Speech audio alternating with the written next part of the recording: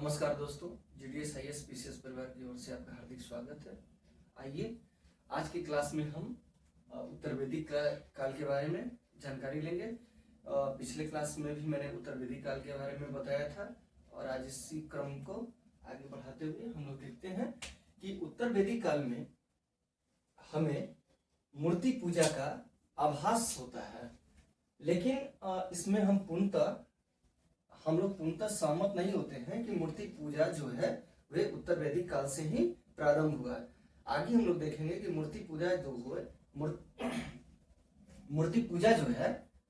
मूर्ति पूजा जो है बौद्ध धर्म से ज्यादा प्रचलित हुई। कनिष्क के शासनकाल से मूर्ति पूजा, और जो हम लोग आजकल देखते हैं कि किसी भी पर्व में जो जुलूस होता है वे बौद्ध धर्म से ही आगे बढ़ा। तो मूर्ति पूजा का जो विधान है, यहाँ पर मूर्ति पूजा का जो विधान है वह इसमें सिर्फ आभास पता चलता है, इसका आभास होता है, लेकिन पूर्णतः पता नहीं है कि मूर्ति पूजा उत्तर वैदिक काल से ही शुरू हुआ। राजसूय यज्ञ कराने वाले पुरोहित को दक्षिणा में क्या दिया जाता था? तो 2,40,000 गायें प्राप्त होती थी। क्या प्राप्त होती थी? तो 2,40,000 गायें प्राप्त होती थी। राजसूय यज्ञ के बारे में मैंने कल बताया कि राजा जब भी अपने आप को चक्रवर्ती सम्राट घोषित करता था तो उसके एवज में राजसूय यज्ञ कराया जाता था, जो एक वर्ष की अवधि तक चलता था। कितने वर्ष की अवधि तक चलता था? तो 1 वर्ष की अवधि तक। अब हम देखते हैं कि जो उपनिषद है उसका संकलन कब हुआ था? तो 600 ईसा पूर्व के आसपास। यानी हम लोग देखते हैं कि उपनिषद जब है 600 ईसा पूर्व में हुआ, तो उत्तर वैदिक काल की अवधि कितनी हुई? तो 500 ईसा पूर्व से लेकर 600 ईसा पूर्व तक की अवधि को हम लोग उत्तर वैदिक काल की अवधि कहते हैं। इसमें क्या हुआ कि जो उपनिषद है, अर्थात जब उत्तर वैदिक काल अपने ढलान की अवस्था में था, तो इस समय 600 ईसा पूर्व में उपनिषद का संकलन हुआ। उपनिषद का मतलब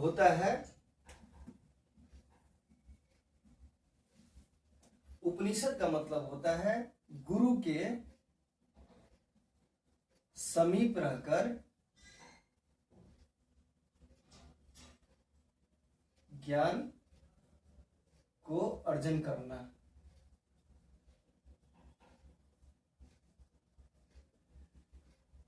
अब हम देखते हैं कि ऐत्रेय ब्राह्मण जो है, ऐत्रेय ब्राह्मण में राजा को क्या कहा जाता था? विस्मत कहा जाता था, अर्थात प्रजा का भक्षण करने वाला, प्रजा का भक्षक कहा जाता था। ऐत्रेय ब्राह्मण में राजा को क्या कहा जाता था? विस्मत, अर्थात प्रजा का भक्षक। उत्तर वैदिक काल में राष्ट्र शब्द का प्रयोग हुआ है। क्या प्रयोग हुआ है? तो उत्तर वैदिक काल में राष्ट्र शब्द का प्रयोग हुआ है। और उत्तर वैदिक काल में हम जब देखते हैं तो हल जो है उच्च वर्ग के लिए वर्जित हो चुका था, माने हल उच्च वर्ग के लोग नहीं चलाते थे। इस चीज को भी आप ध्यान में रखिएगा। तो उत्तर वैदिक काल में ही राष्ट्र शब्द का प्रयोग हुआ। शतपथ ब्राह्मण में पुनर्जन्म का सिद्धांत वर्णन है। पुनर्जन्म का सिद्धांत किसमें वर्णन है? तो शतपथ ब्राह्मण में। काष्ठक संहिता में 24 बैलों द्वारा हल खींचे जाने का वर्णन है। कितने बैलों द्वारा हल खींचे जाने का वर्णन है? तो 24 बैलों द्वारा। कहीं कहीं पर ये जो संख्या है 6, 8, 12, 24 देता है। कहीं कहीं पे क्या देता है? तो 6, 8, 12, 24 है, जो कि अतिशयोक्ति लगता है। क्या लगता है, ये अतिशयोक्ति में आता है। हम देखते हैं उत्तर वैदिक काल में जो समाज था वो पितृसत्तात्मक था, यानी कि इस परिवार में पिता का वर्चस्व था। क्या था, इस काल में समाज जो था पितृसत्तात्मक समाज था। इस काल में 4 वर्ण, कौन कौन से, ब्राह्मण, क्षत्रिय, वैश्य और शूद्र। शूद्र क्या हुआ, उत्तर वैदिक काल में आ गया।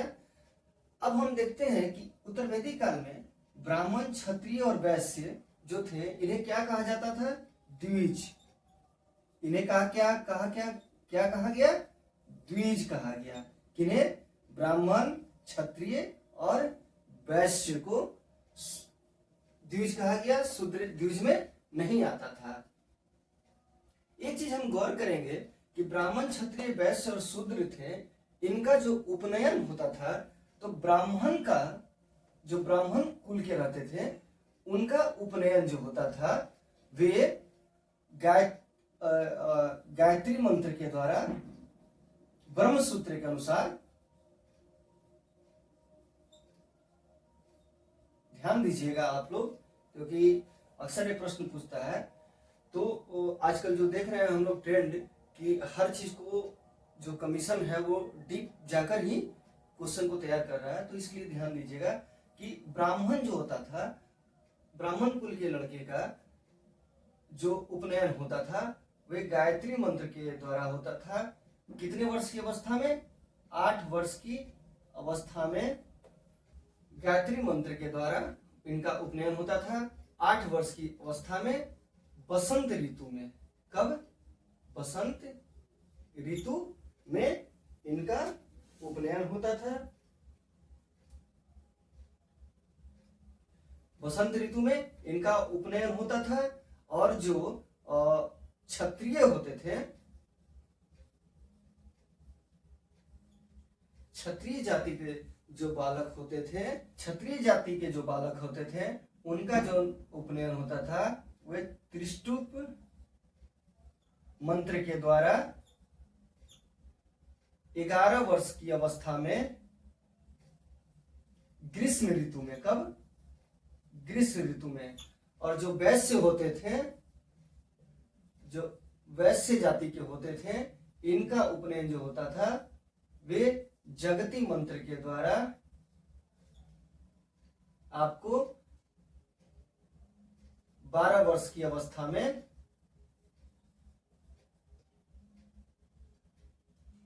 शरद ऋतु में इनका कब होता था, तो शरद ऋतु में इनका उपनयन होता था। तो अब हम देखते हैं कि जो ब्राह्मण होते थे, वैश्य, शरद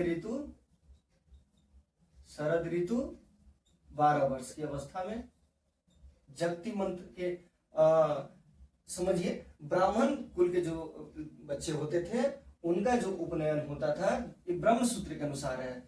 ब्रह्म सूत्र के अनुसार गायत्री मंत्र के द्वारा 8 वर्ष की अवस्था में इनका होता, बसंत ऋतु में इनका कब होता था, ब्रह्म सूत्र के अनुसार गायत्री मंत्र से बसंत ऋतु में होता था। जो क्षत्रिय होते थे उनका त्रिष्टु मंत्र के द्वारा होता था 11 वर्ष की अवस्था में ग्रीष्म ऋतु में। और जो वैश्य होते थे इनका 12 वर्ष की अवस्था में उपनयन होता था, कब होता था, शरद ऋतु में।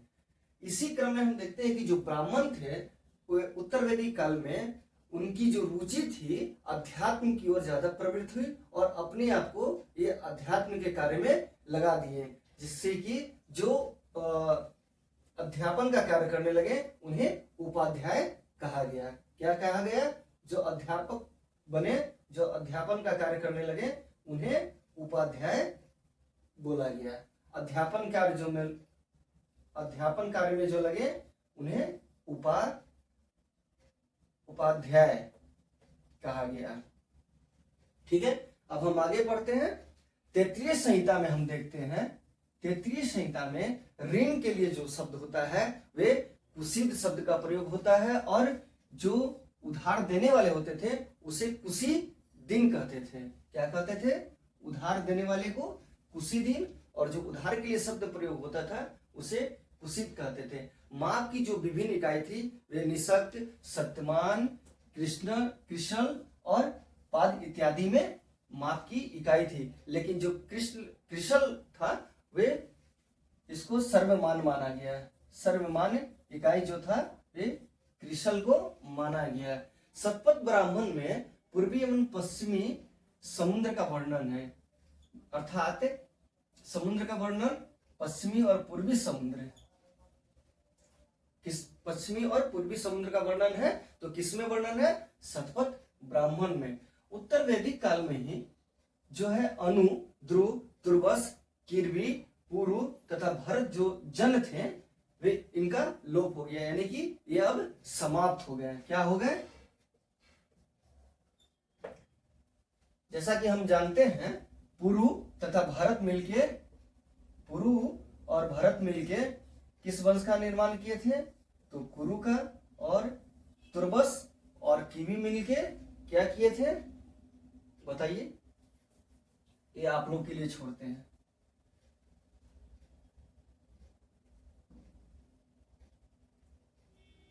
क्योंकि मैंने कल बताया था, आज आप लोग कल का वीडियो देखिए और इसे रिमाइंड कीजिए कि भरत और पुरु मिलके कुरु का निर्माण किए, तुर्बस और किरबी मिलके किसका निर्माण किए? ये महाभारत में भी बहुत ही प्रचलित था। इस काल में जो काशी, कौशल, कुरु, पांचाल, विदेह, मगध, अंग, केकय आदि प्रमुख राज्य बने। कौन से बने? तो काशी, कौशल, कुरु, पांचाल, विदेह, मगध, अंग आदि प्रमुख राज्य बने। विदेह के जो शासक थे कौन थे? जनक। मगध के आजाद शत्रु। पांचाल के प्रवाहन जाबली। और केकई के जो थे अश्वपति,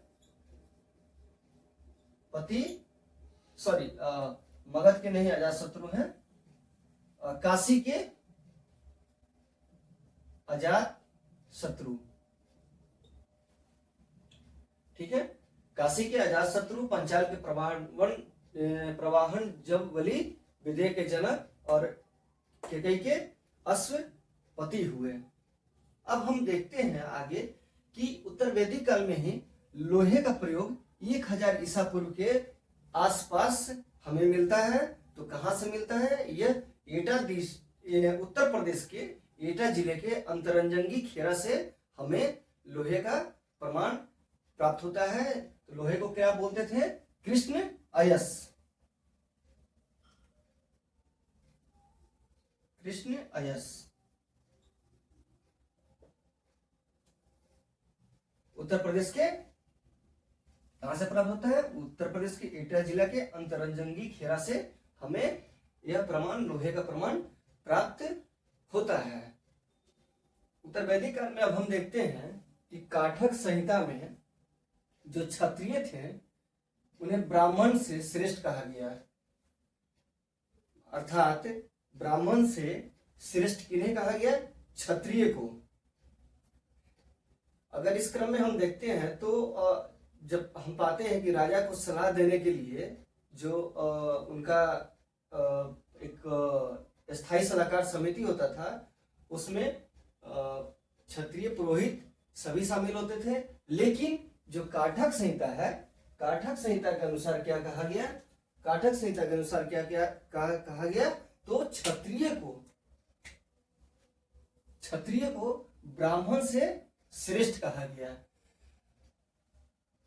उत्तर वैदिक काल में हम देखते हैं तो शूद्रों को वैदिक संहिता का अधिकार नहीं दिया गया। अर्थात शूद्र जो है वे किसी भी वेद, अर्थात 4 वेद जो हुए, ऋग्वेद, सामवेद, यजुर्वेद, अथर्ववेद का अधिकार इन्हें पढ़ने का नहीं दिया गया। इनको अधिकार से वंचित कर दिया गया। छांदोग्य एवं बृहदारण्यक उपनिषद में हम देखते हैं कि चंडाल जो थे उन्हें भी यज्ञ का अवशेष पाने का अधिकारी माना गया।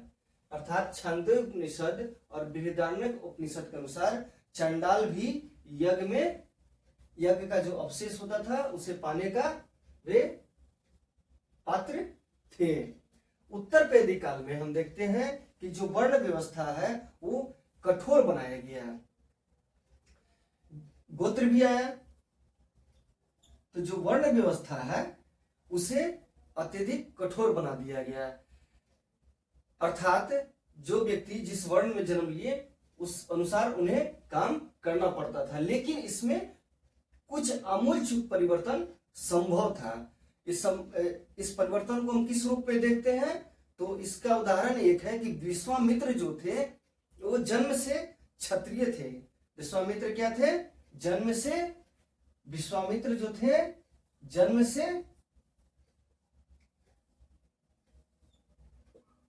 क्षत्रिय थे, लेकिन अपने कठोर तपस्या के बल पे इन्होंने अपने आप को ब्राह्मण बनाया। यानी कि थोड़ा इसमें कहा जाए तो आमूलचूल परिवर्तन संभव बचा हुआ था उत्तर वैदिक काल में, लेकिन वैदिक काल में जो वर्ण व्यवस्था था बहुत ही ज्यादा कठोर हो चुका था। जो रत्नी होते थे, राजा के जो सलाहकार देने वाले होते थे, उनमें 12 रत्नी होते थे। कौन कौन आपको? तो इसमें आपको पुरोहित, क्षत्रिय, पुरोहित, सेनानी, ग्रामीण, महिषी, सूत, संग्रहिता यानी कि संग्रह करने वाले, भागदूत, अच्छा बाप, पालागल एवं छता, ये 12 रत्नीय हुआ करते थे, जिनमें इनमें रत्नियों में शूद्रों को भी स्थान प्राप्त था। धर्म शास्त्र में जातियों के उदय को वर्णों के बीच होने वाले प्रतिलोम विवाह की उपज माना गया। यानी कि धर्म शास्त्र के अनुसार जो जातियों के उदय होते थे उनमें वर्णों के बीच होने वाले प्रतिलोम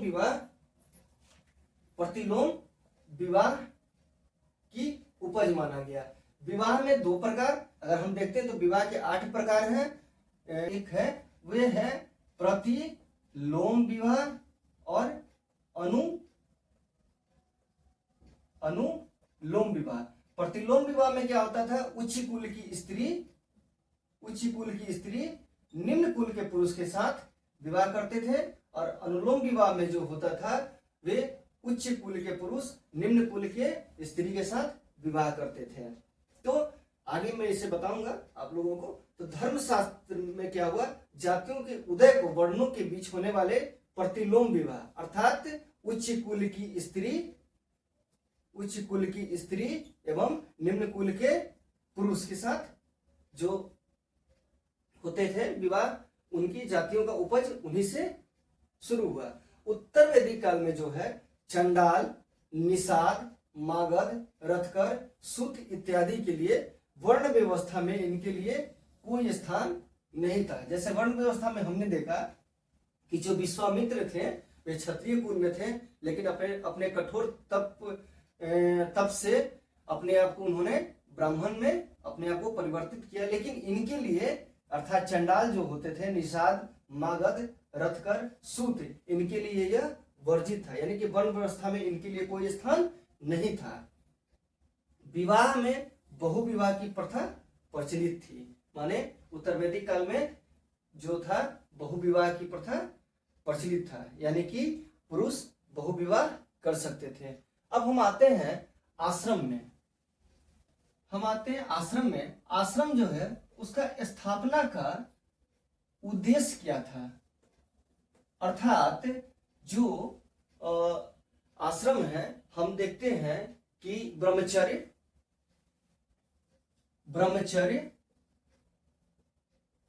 गृहस्थ, वानप्रस्थ एवं संन्यास।